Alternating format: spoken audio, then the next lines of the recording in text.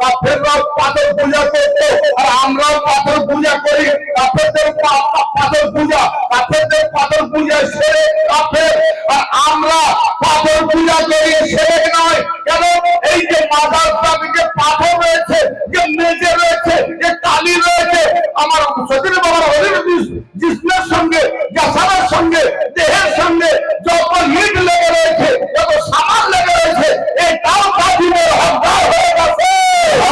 আজকে যদি এই দেহ মোবারক যেখানে থাকে সেই মাজারকে ছেড়ে যদি আমরা কোন কাল্পনিক মাজার বানাই, কাল্পনিক মাজার বানাই, দেহ মোবারকের মাজার ছেড়ে নবী মুহাম্মাদের মাজার যেখানে আছে মদিনাতে, ওই রকম নবী মুহাম্মাদের মাজারের মতো আরেকটা মাজার যদি ইন্ডিয়ায় বানাই, তাহলে কি নবী মুহাম্মাদের রওজা তাজিম হবে? যদি এটা করি ইন্ডিয়াতে, তাহলে এটা পাথর পূজা হবে। আর নবী মুহাম্মাদের মাজারে গিয়ে পূজা করলে ওটা পাথর পূজা হবে না, নবীর আল্লাহর নিশানি, নবী মুহাম্মাদের আরশেওয়ালা শান মান পূজা হবে। আমার সজির বাবার মাজার ছেড়ে যারা কাল্পনিক মাজার বানিয়ে পূজা করছে, ওরা পাথর পূজা করছে, ওরা পাথর পূজা করছে, আর আমরা ওলির পূজা করছি। যদি আসলকে ছেড়ে, আল্লাহর বানানোকে ছেড়ে নিজেরা নকল বানাই, আর নকল বানিয়ে তার যদি ইবাদত করি, গোলামি করি, তাজিম করি, তাহলে ওটা হবে শয়তানের পূজা, শয়তানের পূজা, ওটা হবে শয়তানের পূজা, মুশরিক হয়ে যাবে। অনেক ভেজাল ভণ্ড মুরিদ আছে, বলে সজির বাবার উপরে হুকুম বন্ধ হয়ে গেছে, উনি পর্দা নিয়েছে, এখন আমরা বেঁচে আছি, আমাদের হুকুম হয়। এই হলো সেই মুনাফিকদের জালিয়াতি কথা। খুব সাবধান। আল্লাহর হেদায়েত করা সাজাজিল যদি শয়তান হয়, তো সজির বাবার হেদায়েত করা মুরিদ কেন শয়তান হবে না? আমরা মুরিদ হওয়ার পর এই দেহ মোবারক ওয়ালা মাজার পাকের কাছে মাথা না ঝুঁকাই, উঠে না আসি, তাহলে বলুন সেই জামানায় আল্লাহর কাছে আদরের সেজদা না দেওয়াতে আজাজিল যেমন শয়তান, আজকে সজির বাবার মাজারে যারা আসে না, অন্য জায়গায় উরুস বানাচ্ছে, এখানে মাথা ঠুকলো মারা করছে, বাবা দিচ্ছে, অন্য জায়গায় মাথা ঢুকাচ্ছে। কোথায়? যেখানে বাবার দেহ নাই, সেটা হলো পাথর, একটা পাথরের মাজার, আর একটা ওলি আল্লাহর মাজার, ওলি আল্লাহর মাজার থেকে পাথরের মাজারে মাথা ঢুকাচ্ছে। শয়তান কারা, মুমিন কারা? ওই পাথর পূজারীদের কাছে আমার প্রশ্ন থাকলো। এখন বলো আমরা সজির বাবার মুরিদ, আমরা কোন জায়গায় যাব? যেখানে সজির বাবার দেহ মোবারক আছে সেখানে যাব, নাকি যেখানে সজির বাবার দেহ নাই, সজির বাবার মাজারের মধ্যে আলিশান একটা মাজার আছে সেখানে যাব? আলিশান মাজার দেখে যেও না, যে মাজারে যদি ঝুপড়ি মাজারে হয়, ছোট মাজারে হয়, মাটির মাজারে হয়, যদি সজির বাবা থাকে, ওলি বাবা থাকে, আলী বাবা থাকে, নবী মুস্তাফা থাকে, তো সেটাই হবে ক্ষমা পাওয়ার যোগ্য স্থান। তবে আল্লাহ ক্ষমা করবে, তা না হলে এই জায়গা ছেড়ে অন্য জায়গায় গিয়ে মাথা ঠুকতেছে, ক্ষমা চাইতেছে, কসম খোদার, খোদার দরবারে মাফি চায় না, তারা শয়তানকে আল্লাহ বলে মেনে নিয়েছে। আমার মাওলা আলী পাকের বেলায়াত আমরা পেয়েছি আমাদের পীর ও মুর্শিদ হযরত খ্বাজা সৈয়দ শাহ সদির উদ্দিন আহমদ চিশতি চিরাগ মারফত মদ্দাজিল্লাহুল আলী, যার আজ উরুস মুবারক, তিসরা শ্রাবণ। তো আজকে আমরা উরুসে এসেছি। আমাদের আকা, আমাদের মাওলা, আমাদের ইমাম, আমাদের রাহবার, আমাদের হাদি, তিনি হলেন হযরত খ্বাজা সৈয়দ শাহ সদির উদ্দিন আহমদ চিশতি চিরাগ মারফত। তার উরুসে আমাদের কাজ কি? তেনার রুহানিয়তের সঙ্গে আমাদের আজ মিলন হবে। আমরা হলাম বরযাত্রী, তিনি হলেন আমাদের কাছে আজ দুলহা। তবে বরযাত্রী বিভিন্ন রকম হতে পারে। বরযাত্রীদের মধ্যে নাম একটাই, 2000 যায়, 2 লাখ যায়, 500 যায়। আজকে আমরা বরের সঙ্গে আমাদের কি সংযোজন, বর না থাকলে বরযাত্রী নয়। আমার সদর বাবা না হলে আমরাও নই। তাহলে আমার সদর বাবার উরুস মানে মিলন, তার রুহানি, আত্মিক, দৈহিক, জিসমানি, রুহানি, নাফসানি সব দিক দিয়ে আমাদের মিলন হবে। তবে আমরা প্রিয় মুর্শিদের রুহু দেখে আসি না, নাফস দেখে আসি না, আমরা এসেছি দেহ দেখে। আমরা যখন মুরিদ হই রুহের হাত ধরি না, নাফসের হাত ধরি। ভালো করে আমার কথাগুলো শুনবেন। আজকের কিছু সময়ের জন্য আমার বক্তব্য হবে ঐতিহাসিক। সবাইকে আমার অনুরোধ থাকলো আজকের বক্তব্যটা বিশেষ করে শেয়ার করবেন। বিশেষ করে আজ কেন না, আজকের যেটুকু বক্তব্য দেবো বাবা যতক্ষণ বলাবে ঐতিহাসিক বক্তব্য হবে। আমার মনে হয় নিত্য নতুন একটু কিছু হবে।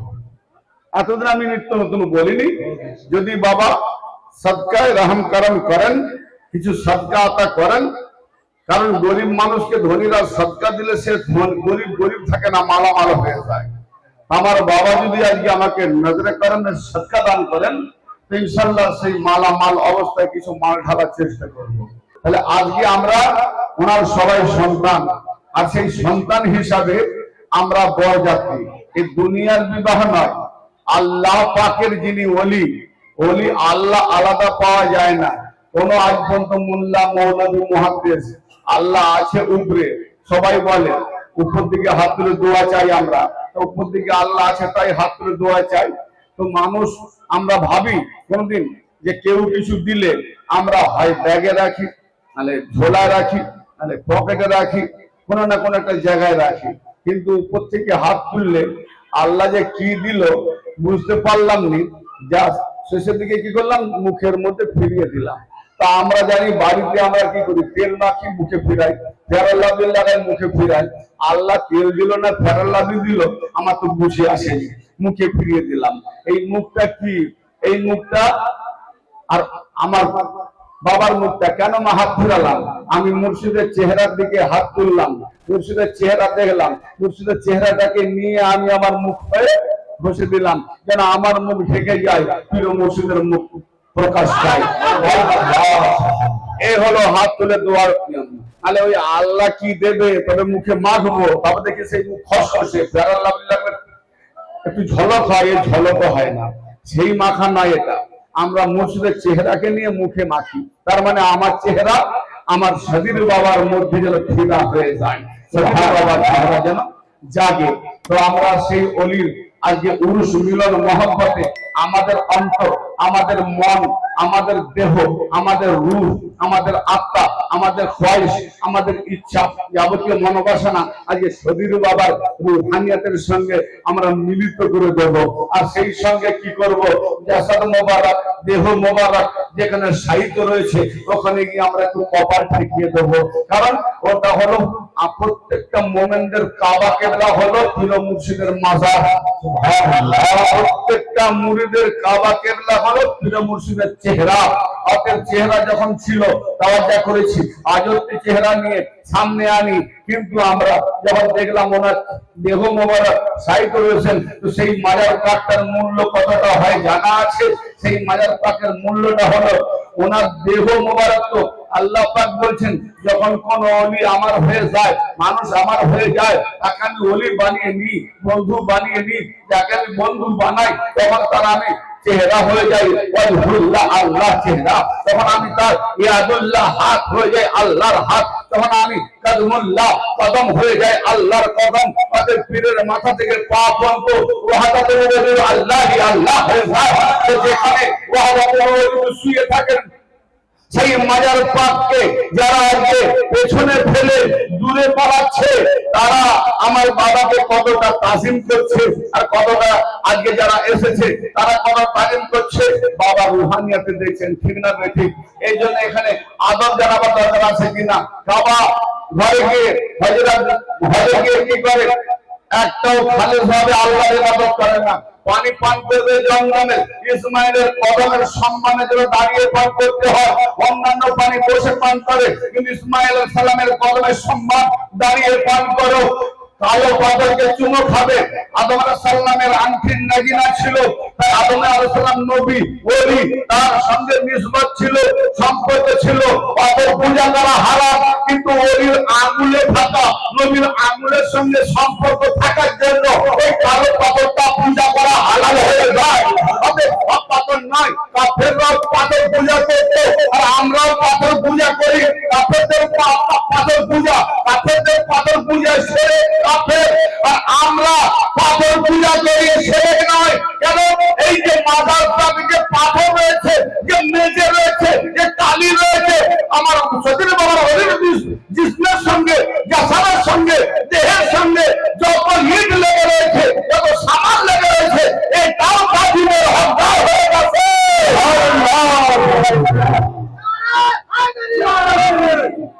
তো ব্রাদার মিল্লাত আমার ভাই বোনেরা ভালো করে বোঝার চেষ্টা করবেন। আজকে যদি এই দেহ মোবারক যেখানে থাকে সেই মাজারকে ছেড়ে যদি আমরা কোন কাল্পনিক মাজার বানাই, হ্যালো, এটা একটু ভালো করে শুনবেন। দেহ মোবারকের মাজার ছেড়ে নবী মুহাম্মাদের মাজার যেখানে আছে মদিনাতে, ওই রকম নবী মুহাম্মাদের মাজারের মতো আরেকটা মাজার যদি ইন্ডিয়ায় বানায়, তাহলে কি নবী মুহাম্মাদের রওজা তাজিম হবে?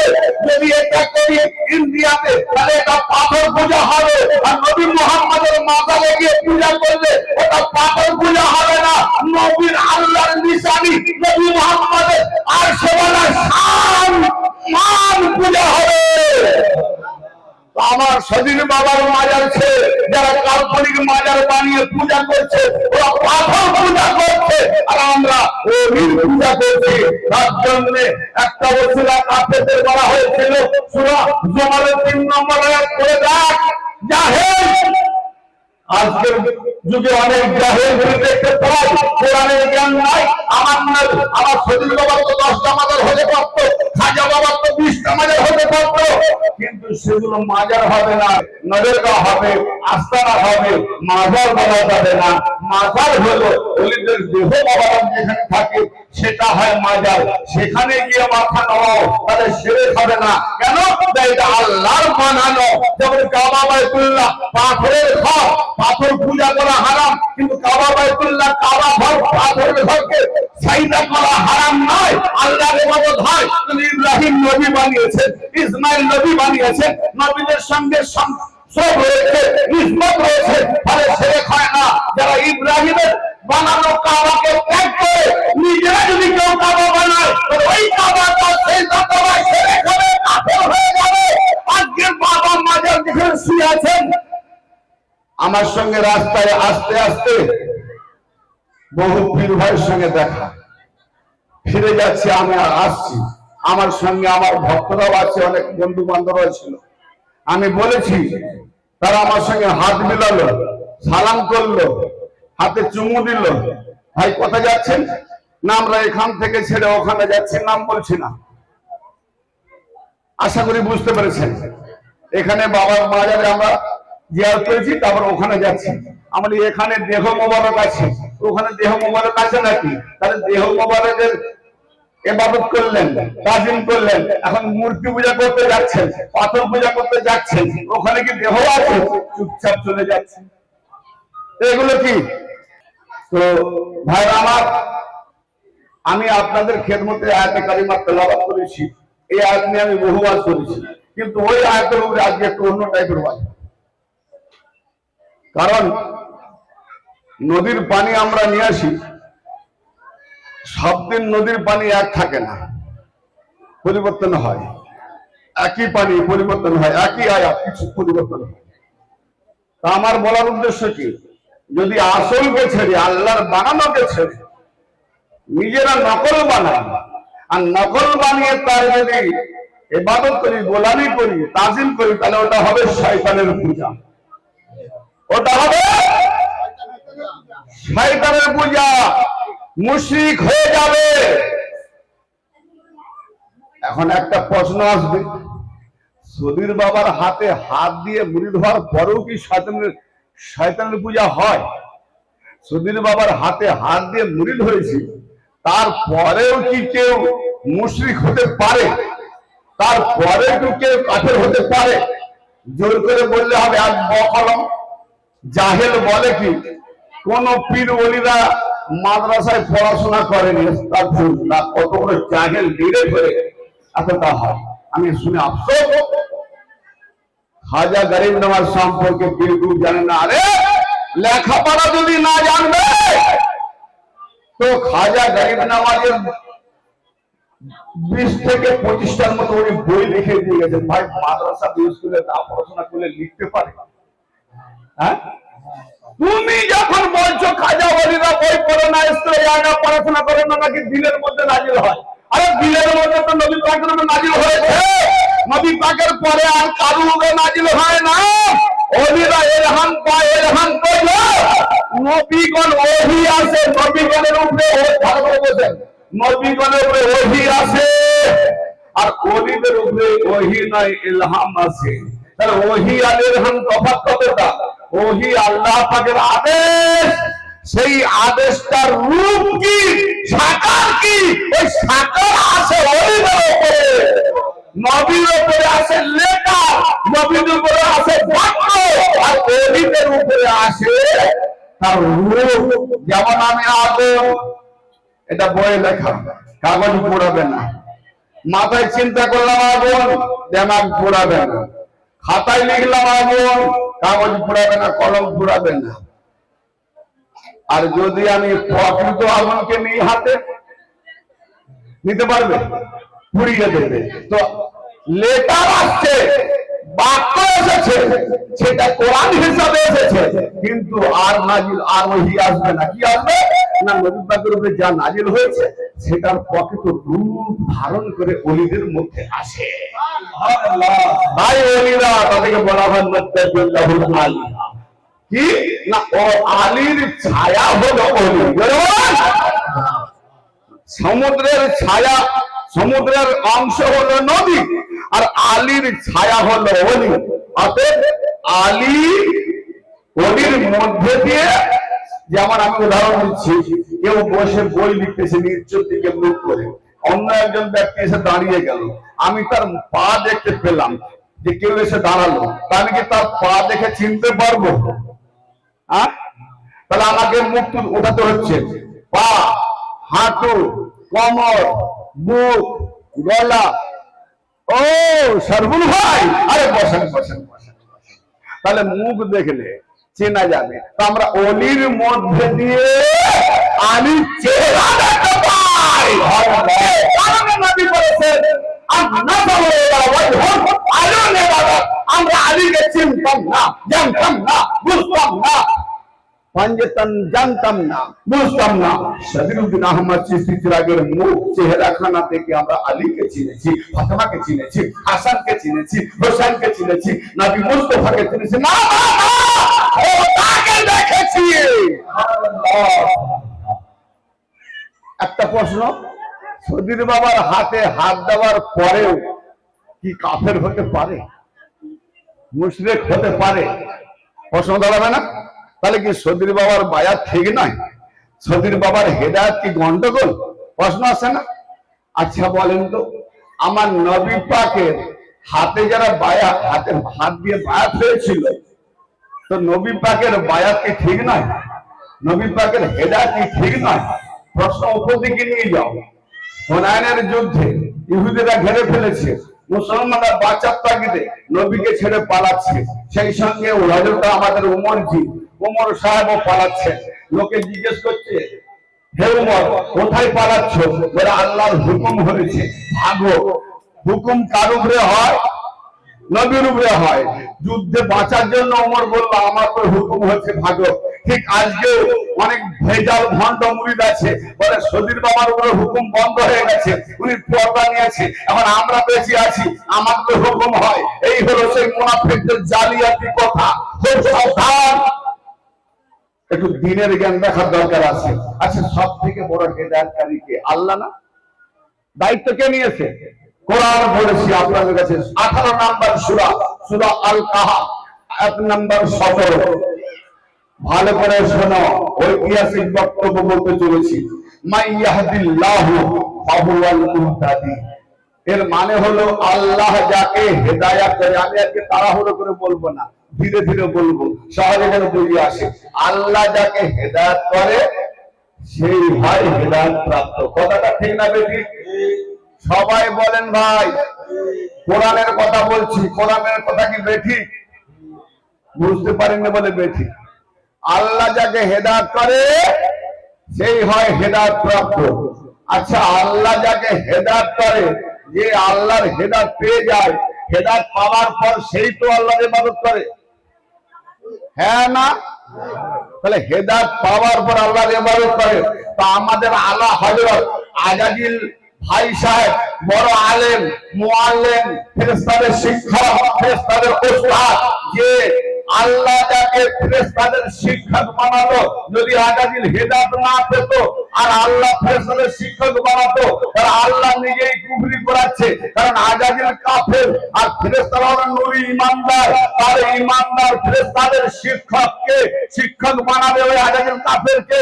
কিন্তু না, যখন থেকে শয়তান হয়েছে তখন থেকে শিক্ষক নয়, যখন ঈমানদার ছিল তখন ছিল শিক্ষক, মুআল্লিম, উস্তাদ, টিচার, প্রফেসর, শিক্ষাদাতা, গুরু। জি, তো আজাজিল আল্লাহর হেদায়েত পেয়েছিল না পাইনি?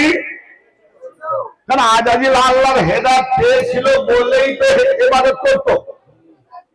যদি আল্লাহ আজাজিলকে হেদায়েত না করত তাহলে আজাজিল ইবাদত করতো না। তাহলে আল্লাহ যাকে হেদায়েত করে সে হেদায়েত পেয়ে যায়, সে হেদায়েত হয়ে গেল।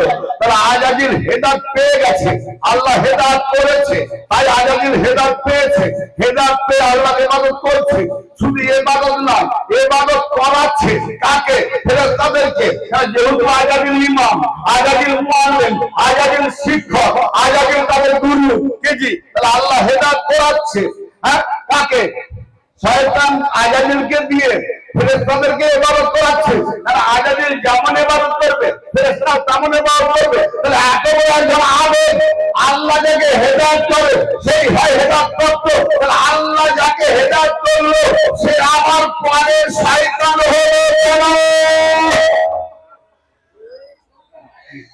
তাহলে আল্লাহর হেদায়েতের কোনো মূল্য নাই, আল্লাহর হেদায়েতের কোনো দাম নাই। তাহলে আল্লাহর হেদায়েত করা শয়তান আজাজিল যদি শয়তান হয়, তো সদীর বাবার হেদায়েত করা মুমিন কেন শয়তান হবে না? জবাব দেবেন। আগেও বলেছি, ভালো লাগুক খারাপ লাগুক আমি কাউকে পরোয়া করিনি। শুনতে চাইলে শোনো, না শুনতে চাইলে বন্ধ করবো। আল্লাহ যখন আজাজিলকে হেদায়েত করেছে, আরে আল্লাহর হেদায়েত প্রাপ্ত ডাইরেক্ট শয়তান হলো কেন? ভাই কেন শয়তান হলো বলতে পারবে? আল্লাহর একটা হুকুম মানেনি, তাই না? তার আল্লাহর কি একটা হুকুম মানেনি, শয়তান হয়ে গেল। আল্লাহ সেজদা করেনি? করেছে। ইনকার করে না? আল্লাহর ইবাদত করে না? আল্লাহর নামাজ পড়ে না? আল্লাহ তাসবিহ করে না? সবই করছে।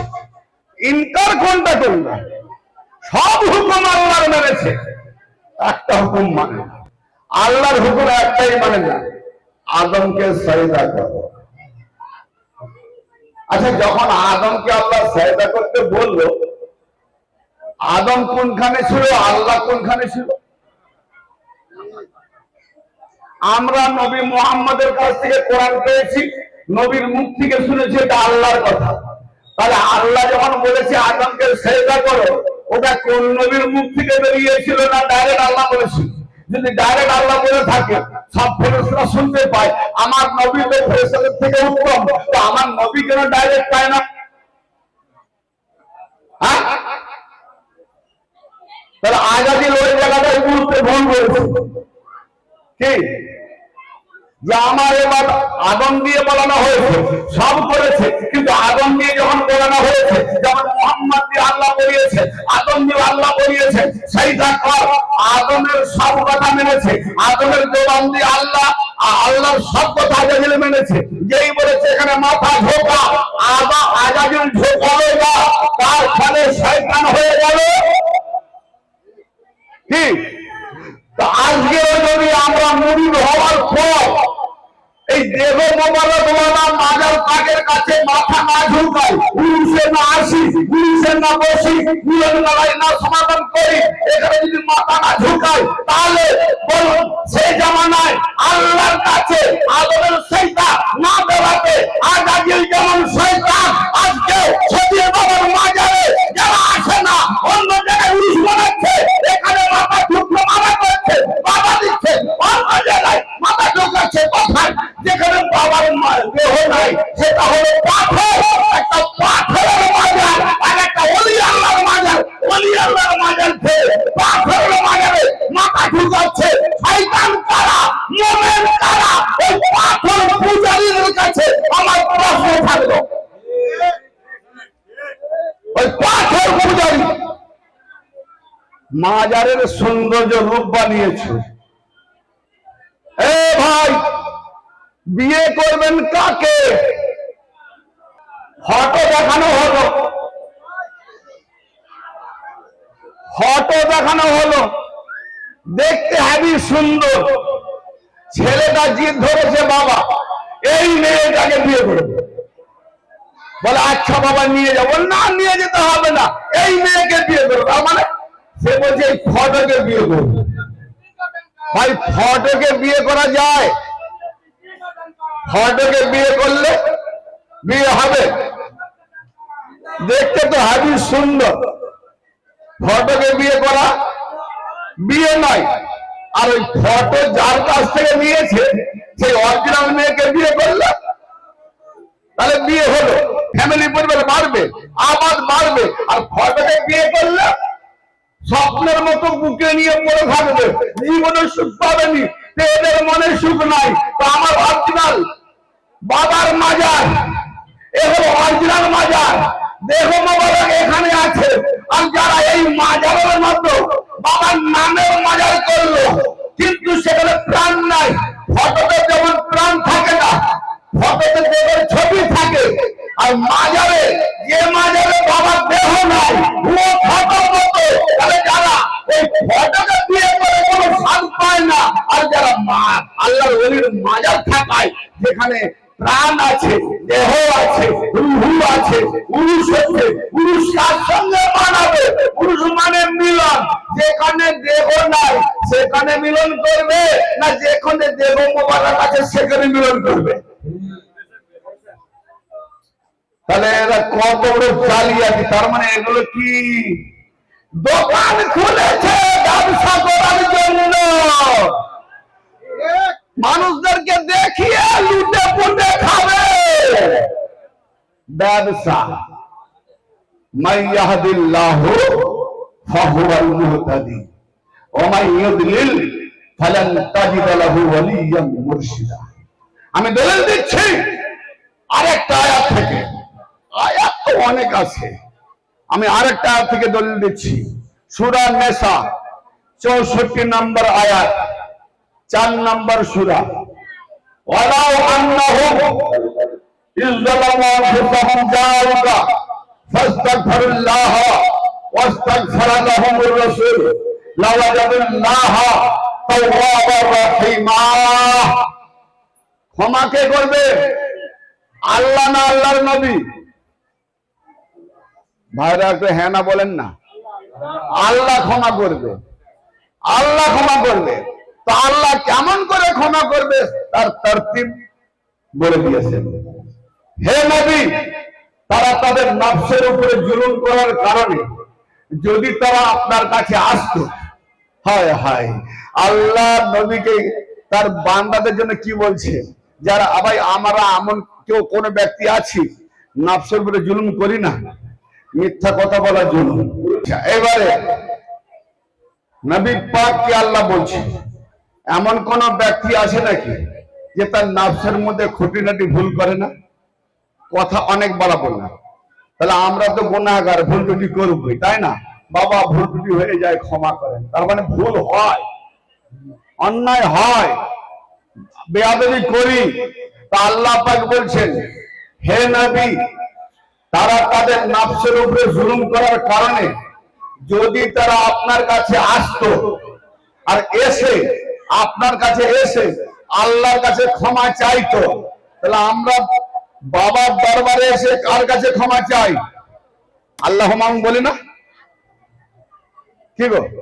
সদরি বাবা তো আল্লাহ নয়, আর আল্লাহ থেকে তো আলাদাও নাই। আমি সদরি বাবাকে আল্লাহ বলি না, কিন্তু আবার সদরি বাবাকে আল্লাহ থেকে আলাদা দেখি না। আমি রৌদ্রু ব্যবহার করি, কিন্তু রৌদ্রু আসে কিরণ থেকে। কিরণ আমি ব্যবহার করি, কিরণ আসে সূর্য থেকে। তাহলে কিরণটা রৌদ্রতা উজালাটা সূর্য থেকে আলাদা নাই। তদ্রূপ আল্লাহর জ্যোতি হলো সদরি বাবা, আল্লাহর নূর বা আলো জ্যোতি হলো সদরি বাবা। তো যে জ্যোতিকে দেখে সে আল্লাহকেই দেখে। তবে যার চোখ নাই সে কি করে দেখবে? তালিমের মজলিস নয় যে আমি ভেঙে আর বলবো। আমি দলিলের দিক দিয়ে শরীয়তে যাচ্ছি। হাকিকতের যে কথা, তারা নফসের উপরে জুলুম করার কারণে যদি তারা আপনার কাছে আসতো, আপনার দরবারে আসতো, আর এসে যদি আল্লাহর কাছে ক্ষমা চাইতো, আর হে রাসূল আপনি যদি তাদের জন্য ক্ষমা চেয়ে দিতেন, আপনি যদি তাদেরকে ক্ষমা করে দিতেন, তা নিঃসন্দেহে তারা আল্লাহকে ক্ষমাশীল তওবাকারী পেয়ে যেত। আমরা আল্লাহর মাহবুবের দরবারে যাব, অলির দরবারে যাব, গিয়ে আল্লাহর কাছে ক্ষমা চাইব। আমার সদীর বাবা ক্ষমা করে দেবেন, আল্লাহর কাছ থেকে ক্ষমা চেয়ে দেবেন, আল্লাহ বেশক ক্ষমা করে দেবে, তওবা কবুল করবে। এটা কারো ওয়াদা? আল্লাহর ওয়াদা। এখন এই দরবারে সদীর বাবার মাজার, সদীর বাবার দেহ যদি না থাকে, আমরা প্রত্যেকটা বাড়িতে যদি সদীর বাবার এরকম একটা মাজার বানিয়ে নিই, কি গো, সেখানে যদি বলি সদীর বাবা আপনার দরবারে এসেছি, আল্লাহর কাছে হাত তুলেছি, আপনি আমাদের জন্য ক্ষমা চেয়ে দেন, আল্লাহ আমাদের ক্ষমা করে দেবে, ক্ষমা হবে। ওটা হবে মূর্তি পূজা, ওটা হবে পাথর পূজা, ওটা হলো ব্যবসায়ীদের মানে কি বলে ভৌতিক নরকঙ্কি দেখিয়ে লুটে পুটে ধান্দা খাওয়া, কি বলে না। আল্লাহ বলছেন যারা আমার নবীর কাছে আসবে, যারা আমার মাহবুবের কাছে আসবে, এখন বলো আমরা সদীর বাবার মরিদ, আমরা কোন জায়গায় যাব? যেখানে সদীর বাবার দেহ মোবারক আছে সেখানে যাব, নাকি যেখানে সদীর বাবার দেহ নাই, সদীর বাবার মাজারের মধ্যে আলিশান একটা মাজার আছে সেখানে যাব? আলিশান মাজার দেখে যেও না, যে মাজারে যদি ঝুপড়ি মাজারে হয়, ছোট মাজারে হয়, মাটির মাজারে হয়, যদি সদীর বাবা থাকে, অলি বাবা থাকে, আলী বাবা থাকে, নবী মুস্তাফা থাকে, তো সেটাই হবে ক্ষমা পাওয়ার যোগ্য স্থান। তবে আল্লাহ ক্ষমা করবে, তা না হলে এই জায়গা ছেড়ে অন্য জায়গায় গিয়ে মাথা ঠুকতেছে, ক্ষমা চাইতেছে, কসম খোদার, খোদার দরবারে মাফি চায় না, তারা শয়তানকে আল্লাহ বলে মেনে নিয়েছে। অতএব আমার বক্তব্য হচ্ছে একটাই কথা জেনে রাখো, যাই বিভাজন থাক আমাদের মধ্যে, বাবার প্রতিষ্ঠিত করে যাওয়ার উরুস মুবারক, সেই উরুস মুবারকে আমাদের প্রত্যেকদিন আসতে হবে। তুমি মানো এই দিনগুলো ছেড়ে যে দিনগুলো ধার্য করা হয়েছে, নির্দিষ্ট করা হয়েছে, কৃষ্ণ শ্রাবণ, 13ই ভাদ্র, 17ই আঘান, ফাল্গুন, 19, 20, 21, 22, 23, এই দিনগুলো ব্যতীত তুমি অন্য জায়গায় তার নামে উরুস মানাও, কোনো ক্ষতি নাই।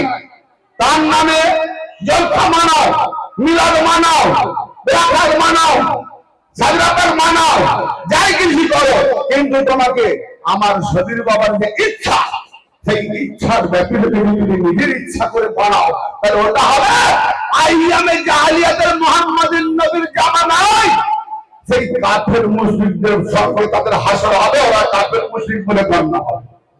এবার আমি আরেকটা দলিল দিচ্ছি, এটা বলে আমি শেষ করব। হযরত আইয়ুব আনসারী রাদিয়াল্লাহু আনহু, যারা ইতিহাস পড়েন, হাদিস পড়েন, তেনাদের জিজ্ঞেস করবেন কত বড় মশহুর জলিলুল কদর সাহাবী। আনসারী, নবী পাককে বিপদের সময় সাহায্য করতেন, মদিনার আনসারী।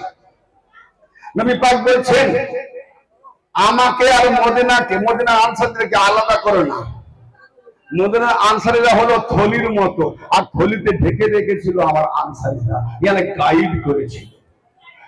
তো হযরত তাদের মধ্যে বিশিষ্ট সাহাবী হযরত আইয়ুব আনসারী রাদিয়াল্লাহু আনহু, তিনি একদিন নবী পাকের মাজার পাকে মাথা ঢুকে সিজদা অবনত অবস্থায়, শুকরিয়া আল্লাহ, মাথা ঢুকে সিজদা অবস্থায় নবী পাকের মাজারে যেভাবে আমরা মাথা ঢুকি ঠিক ওইভাবে আইয়ুব আনসারী বিশেষ সাহাবী।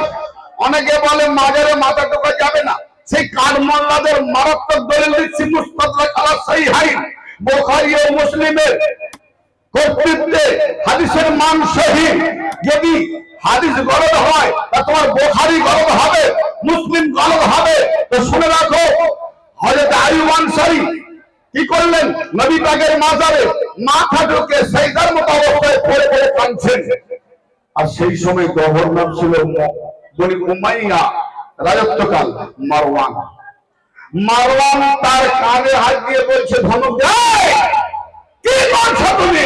মানে আজকের মোল্লারা শিরকের ফতোয়া দেয় না, ওই মারওয়ান থেকে এই মোল্লারা এসছে, শিরকের ফতোয়া দেয়। ওরা হলো মারওয়ানের বংশ, আর মারওয়ানের উপরে আল্লাহর নবীর লানত আছে, তার বাপের উপরে আল্লাহর নবীর লানত আছে। আর যারা মারওয়ানের সুন্নাত পালন করছে, শিরকের বিধানে ফতোয়া দেয়, তাহলে এই মোল্লাদের উপরে আল্লাহর লানত আছে। খুব সাবধান, শয়তানের উপরে শুধু লানত নয়, ওই মোল্লাদের উপরে লানত। ওইদিকে টপিক বাড়াচ্ছি না, এবারে কথা হচ্ছে, মানে কি করছো, কি করছো? তখন হযরত আইয়ুব আনসারী মাথাটা উঠিয়ে উপর দিকে মুখ করে দেখছে, আর মারওয়ানকে দেখে বলছে, এই মারওয়ান, আমি কোন পাথরের কাছে মাথা ঠুকিনি, আমি নবীর কাছে মাথা ঠুকেছি। কি বুঝে গেল? আজকে যারা সদীর বাবার দরবারে মাথা ঠুকেছে, পাথরে মাথা ঢুকেনি, সদীর বাবার কাছে মাথা ঠুকেছে। আর সদীর বাবার মাজার ছেড়ে যারা নকল মাজারে বানিয়ে মাথা ঠুকছে, তারা মাথা ঠুকছে পাথরের কাছে। তাহলে পাথর পূজা হারাম, আর যারা ওইরকম নকল মাজার পাথর পূজারি, তারা হারামকে হারামই বলা। হিম্মত থাকলে জবাব দেয়।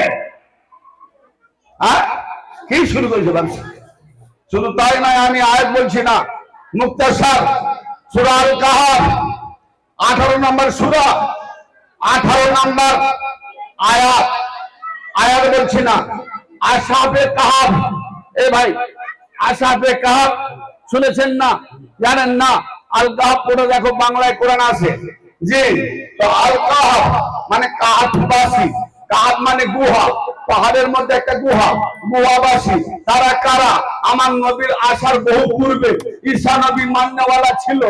ঈসা নবীর পর্দার পরে, ঈসা নবী গত হওয়ার পরে এক জালিম বাদশা আসে, সে তার নিজের মূর্তি বানিয়ে সকলকে পূজা করতে বলে, ইবাদত করতে বলে। বলে ঈসা নবী কি করবি? আমার কর, আমার থেকে বড় কে আছে? প্রত্যেক জামানায় এগুলো হয়ে থাকে। তো যাই হোক, সেই 7 জন, কোথাও 9 জন বলা হয়েছে, তারা কি করলো? রাজকীয় সম্ভ্রান্ত ভাবে বাদশার বড় উঁচু করে চাকরি করত। কে উকিল, কে ব্যারিস্টার, কে ম্যানেজার, কে হাকিম। কিন্তু তারা দেখলো যে এই জালেম বাদশার কথা যদি মানি তাহলে আমরা কাফের হয়ে যাব, আর যদি না মানি তাহলে আমাদের গর্দান যাবে। তাহলে কি করব?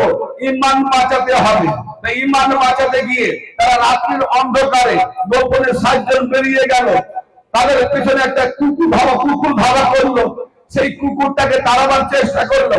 কুকুরটা তার ইশারায় বললো, আমি ঘেউ ঘেউ করবো না, কেন কুকুরের স্বভাব ঘেউ ঘেউ করা কিছু দেখলে তো তাতে জেনে যাবে শত্রুরা। যখন কুকুর ঘোরাচ্ছে কেন, তাহলে এই দিকে আসে। তো কুকুর মাথা নাড়িয়ে বলছে, আমি আমার স্বভাব পরিবর্তন করব, আমার ঘেউ ঘেউ করার স্বভাব এটা করবো না। সে একটা কুকুর, আর একটা বলম্বিল বাওরা কুকুরের কথা বলেছি। দুটো কুকুর, একটা হলো দুনিয়া লোভী ভণ্ড বলম্বিল বাওরা কুত্তার মতো, আর একটা হলো আসহাবে কাহাফের কুত্তা। দুটো কুত্তার ডিফারেন্স কতটা? আসহাবে কাহাফের কুকুর পিছু ধরা করলো, তারা চলে গেল রাত্রির অন্ধকারে গুহাতে ঢুকে। শুয়ে পড়লো, অনেক ক্লান্ত বোধ করছে, ঘুম ধরে গেল। কুকুরটা কি করলো? তাদের গুহার মুখের দিকে দুটো হাত মেলে বসে থাকলো। কি বুঝতে পারলে? আপনারা কিছু বলছেন না? কুকুরটা তার নিজের দুটো হাত আসাবে কাহাফের গুহাতে মেলে, কুকুরটা নিজের দুটো হাত বিছিয়ে চুপচাপ বসে বসে দেখছে কেউ না আসে।